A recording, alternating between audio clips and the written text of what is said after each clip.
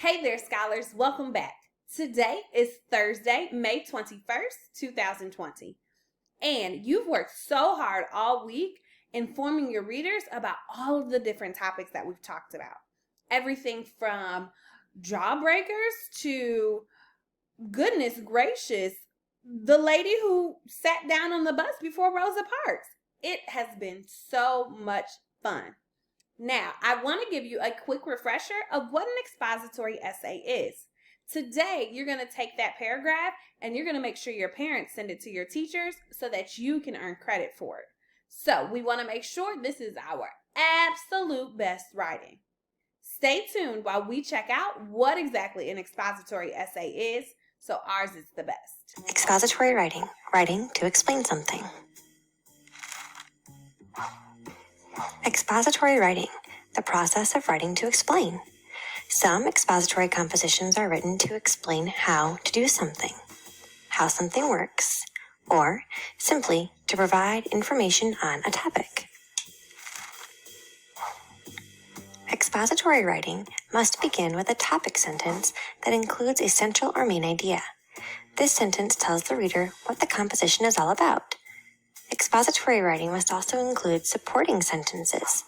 Those provide facts, details, and explanations. An expository composition must end with a concluding statement. This final statement restates the main idea. Let's take a look at a sample.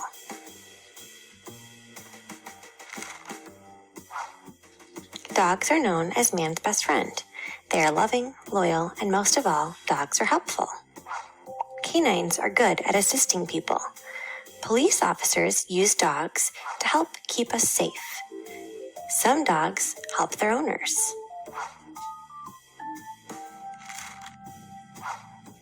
Dogs work with the police to keep us safe. They are trained by special officers. Police dogs help the patrolmen find missing people. The dogs use their good sense of smell to get the job done.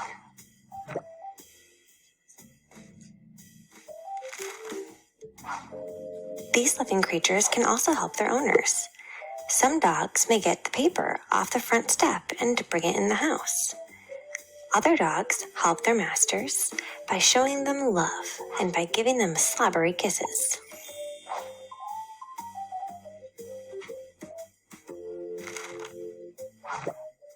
In conclusion, man's best friend is a very helpful creature. Dogs help our community by working with police officers. These loyal pets help their owners at home, too.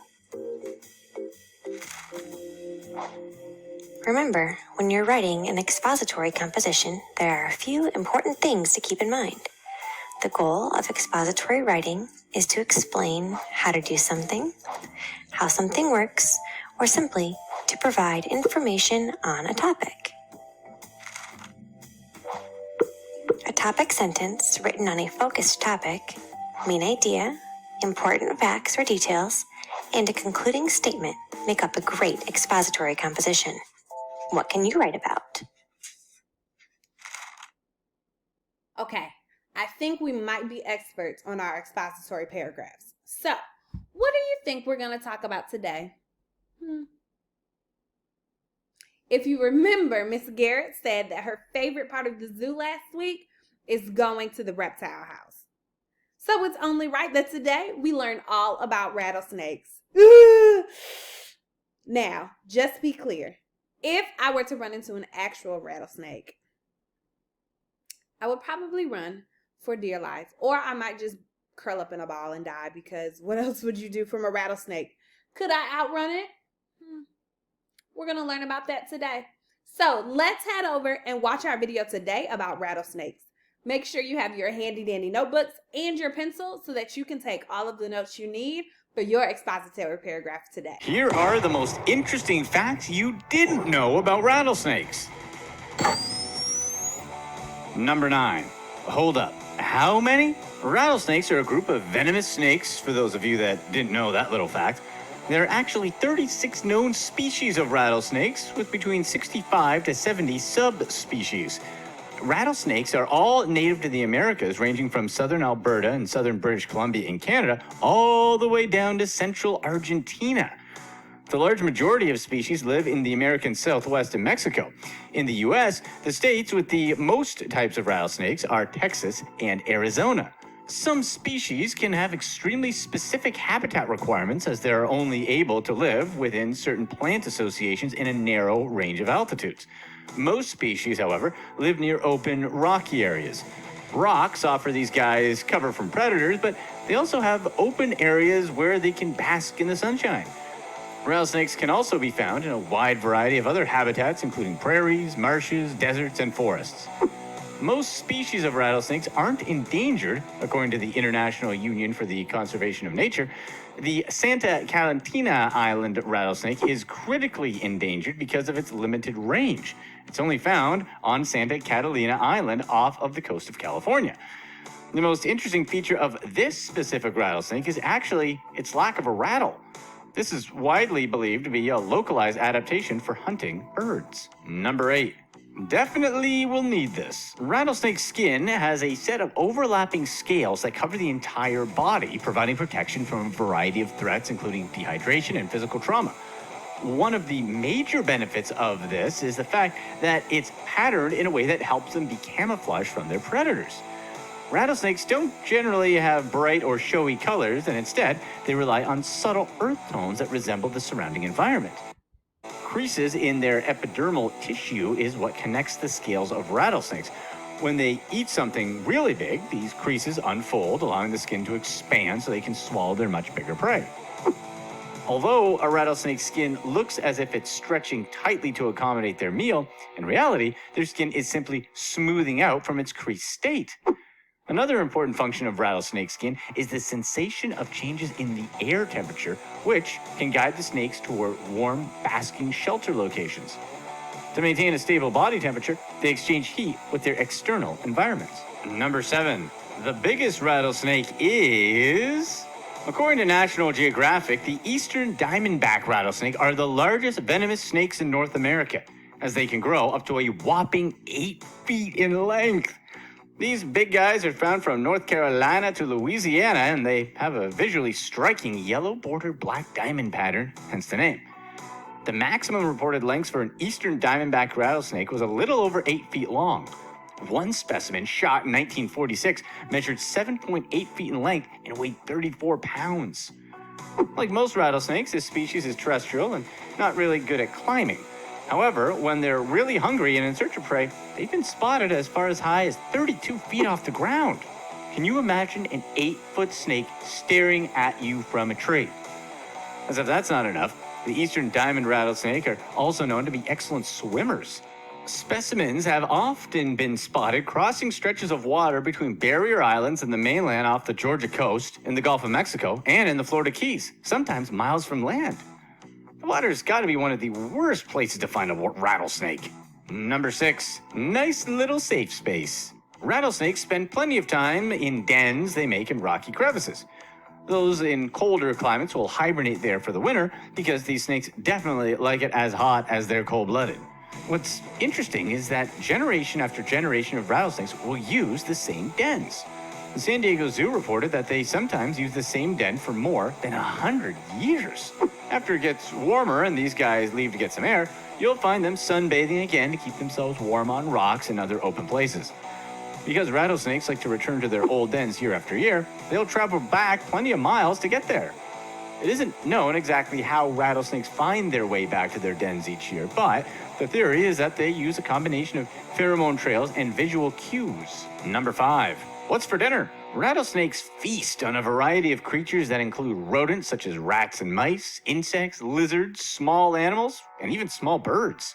However, a rattlesnake's favorite food are small rodents and lizards. Farmers actually appreciate them to a certain extent because their appetites help keep the local rodent population in check. Generally speaking, rattlesnakes are ambush predators that lie in wait for their prey. Once something they like comes into range, they'll strike by biting its prey with its venomous fangs. However, unlike other species of snakes, rattlesnakes generally don't hold their prey until they die. It's actually common for the prey to move away before the venom overtakes them. They'll follow their wounded prey by listening for sounds and flicking its tongue. Their venom will paralyze their dinner, and after it's ready, they'll then do the whole swallow without chewing thing. The prey is ingested head first, which allows wings and limbs to fold at the joint in a manner which minimizes the girth of the meal. The gastric fluids of rattlesnakes are extremely powerful, and it allows for the digestions of bone as well. The digestive process can take several days, and rattlesnakes do become sluggish and hide during the digestive process. These are guys that are definitely feast or famine, as adult rattlers typically eat about once every 2 weeks. Number 4. What's bromation? In the colder winter months, some rattlesnake species enter a period of bromation, which is a period of dormancy similar to hibernation. They often gather together for bromation in large numbers, as sometimes they like to hang out with over 1,000 other snakes. Rattlesnakes regularly share their winter burrows with a wide variety of other species, such as turtles, other types of snakes, and small animals. If I were a turtle, I definitely wouldn't want these guys to keep me warm.